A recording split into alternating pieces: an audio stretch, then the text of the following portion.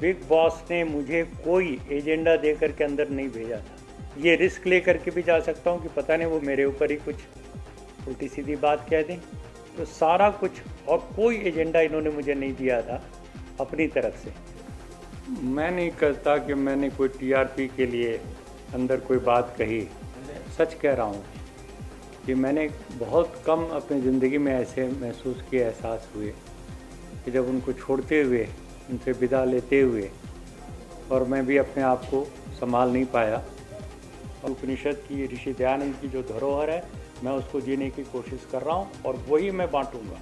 मैं परवाह नहीं करूँगा कि कोई मेरे बारे में क्या दकियानूसी बातें कर रहा है। करने वाले बहुत हैं, बहुत से लोग अलग अलग तरीके से मुझे प्रभावित करने की कोशिश करते हैं। वो चाहते हैं कि मैं उनके एजेंडा पे जीऊँ।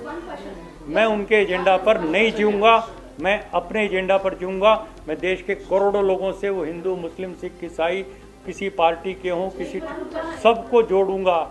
जो उम्मीद थी जितनी कि मैं कुछ जाकर के उनके विचार और उनमें परिवर्तन लाऊंगा, उससे मुझे ज़्यादा लगा कि वो परिवर्तन ऑलरेडी था उनके अंदर। किसी ने कह दिया, मान लो कुछ कह दिया, तो उसको ऐसे मैं प्यार से उनको समझा रहा हूँ। लेकिन जैसे कहते हैं ना, एक उंगली उनको दिखा, 3 उंगली मुझे भी बता रही थी। इन 3 दिनों में मेरा ट्रांसफॉर्मेशन हुआ है।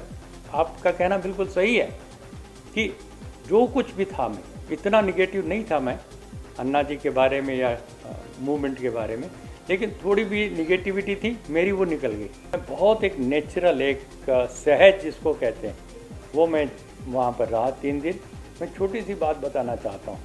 शक्ति कपूर जी का मैं बहुत आदर करता हूँ और अभी मैं उनकी तारीफ़ करके आया हूँ अंदर कि उन्होंने अपनी बेटी को शायद कह के गए थे कि मैं देखना शराब नहीं पीऊँगा, हाथ नहीं लगाऊँगा।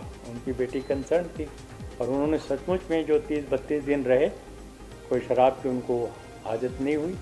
तो शक्ति कपूर के बारे में भी मैं खुद, पहले मेरी एक निगेटिव इमेज थी, लेकिन अंदर जो उन्होंने रह कर के दिखाया, मेरे लिए उनके दिल में इज्जत बढ़ी है।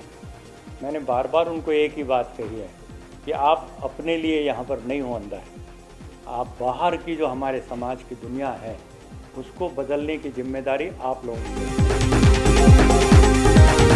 है।